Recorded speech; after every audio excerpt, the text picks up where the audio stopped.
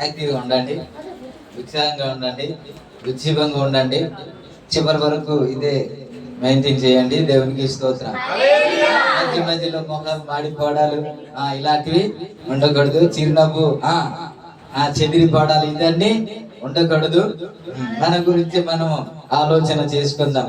ప్రభు నాతో మాట్లాడును గాక, మీతో మాట్లాడును గాక, మనందరితో మాట్లాడును గాక.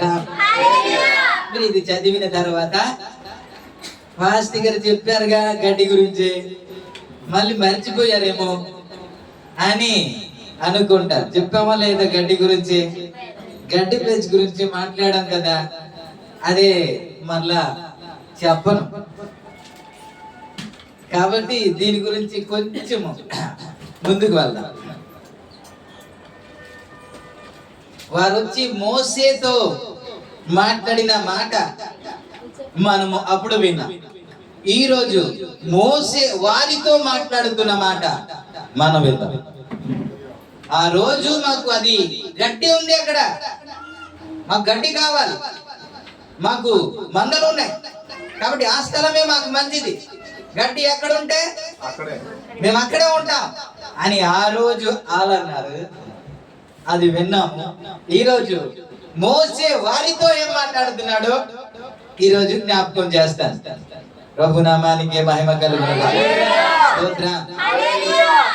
మోసే ఏమని మాట్లాడుతున్నాడు అని అంటే 7వ వచనం, యెహోవా ఇశ్రాయేలుకి ఇచ్చిన దేశమునకు వారు వెళ్ళక ఉండునట్లు మీరేలా వారి హృదయములను ఏం పరుస్తున్నారు? ఏం పరుస్తున్నారు? ఎవరు ఎవరు ఎవరు సార్?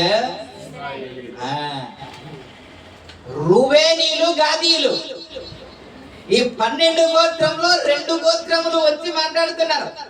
అక్కడ మాకు గడ్డి ఉన్నాయి, మేము వాగ్దాన దేశానికి రాము, గడ్డి ఉన్నాయి కాబట్టి ఇక్కడే ఉండిపోతాం అని 2 గోత్రములు వారు మాట్లాడుతుంటే, అప్పుడు మోసే, దైవ సేవకుడైన మోసే వారితో మాట్లాడిన మాట ఏంటంటే, యెహోవా ఇశ్రాయేలు ప్రజలకి వాగ్దాన దేశాన్ని ఇస్తా ఉంటే వారు వెళ్ళకుండా వారి హృదయమును మీరు ఎలా అధైర్యము చేస్తున్నారు, అధైర్యం పడినట్లు చేస్తున్నారు.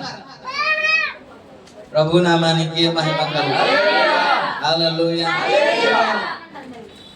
2 గోత్రముల వారు ఆగిపోతే వారు అధైర్యపడతారండి.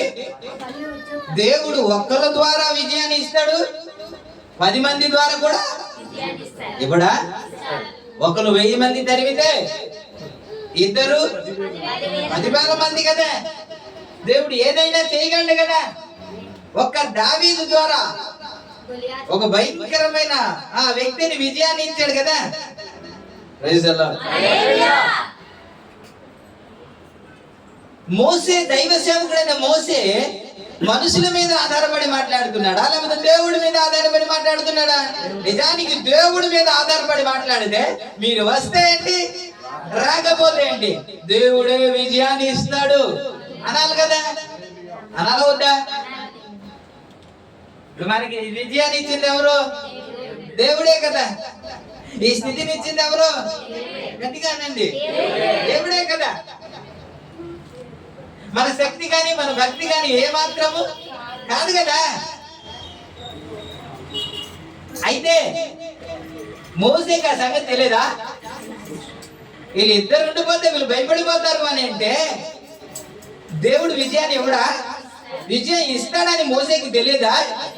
పొరపాటునే మాట్లాడుతున్నాడా? తెలుగు తక్కువగా మాట్లాడుతున్నాడా? ఏదో అమాయకంగా మాట్లాడుతున్నాడా? ఏమండి, మీరు బైబిల్ చదివారు కదా, చదివిన మాట గుర్తు చేస్తున్నా. ఆయన మోసే వంటి దైవ సేవకుడు ఇంకెవరు పుట్టడు, పుట్టబోడు అన్నాను కదా దేవుడు. అంతా మోసేతో ముఖాముఖిగా దేవుడు మాట్లాడేవాడు కదా. అయినా ప్రవక్త ఉంటే వారి కళ్ళ ద్వారా కానీ దర్శనం ద్వారా దేవుడు మాట్లాడతాడు, కానీ దేవుడైతే ముఖాముఖిగా మోసేతో మాట్లాడేవాడు కదా. అలాంటి గొప్ప దైవ సేవకుడు. నిజానికి సీనాయి కొండ మీద 40 రాత్రులు 40 పగలు ఆయన ముఖాన్ని చూసుకుంటూ ఆయన మాటలు వినే భక్తుడు ఎవరైనా ఉన్నారా అంటే మోసే ఒక్కడే కదా. అలాంటి అనుభవం కలిగిన వ్యక్తి ఓసారి దేవుణ్ణి అడిగారు, అయ్యా నేను చూడాలనుకుంటున్నానంటే నన్ను చూడలేదు, నా మంచితనం అంతా మీకు చూపిస్తా, అయితే ఒక బండ సందులో నీకు పెడతా, ఆ పెట్టి నా చేయి నీకు అడ్డు పెడతా, నేను నడుచుకుంటూ వెళ్తుండగా నా వెనుక భాగం నువ్వు చూస్తావు గాని నా ముఖం నువ్వు చూడలేవు అని అంత భాగ్యాన్ని ఎవరికైనా ఇచ్చాడంటే అది మోసేకే కదా. ఇంత అనుభవం కలిగిన వ్యక్తి ఓ 2 గోత్రముల వారు ఉండిపోతే ఆయనతో వీరు మాట్లాడుతున్న మాట ఏంటి అని అంటే, దేవుడు వాగ్దానము చేసిన దేశానికి వారు వెళ్ళకుండా గుండె చెదిరిపోయినట్టు, భయపడినట్టు, అధైర్యపడినట్టు మీరెందుకు అలా చేయాలి అని విరుచుకుపడినట్టు మనం చూస్తాం కదా.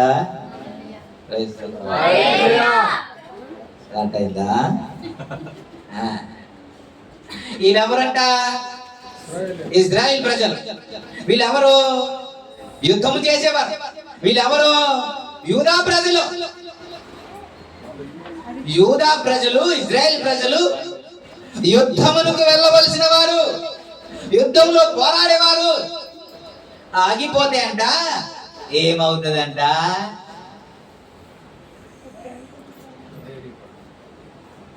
ఏమవుతుందంట? ఇద్దరు ఆగిపోతే ఏమవుతుందంట? ఇప్పుడు ఏం చదివారు 7వ వచనంలో? సరే చదవండి 7వ వచనం. యెహోవా ఇశ్రాయేలుకి ఇచ్చిన దేశమునకు వారు వెళ్ళకుండానట్లు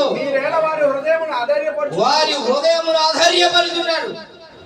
భయం తెప్పిస్తున్నారు, భయపడినట్టు చేస్తున్నారు. మీరు ధైర్యంగా వెళ్ళవలసిన వారు, ధైర్యంగా యుద్ధం చేయవలసిన వారు మీరు ఆగిపోవడం వల్ల వారు ఏమవుతున్నారంటే భయపడుతున్నారు కదా, అధైర్యపడుతున్నారు కదా, వారి గుండె చెదిరిపోతున్నాయి కదా, ధైర్యంగా ముందుకు వెళ్ళలేకపోతున్నారు కదా.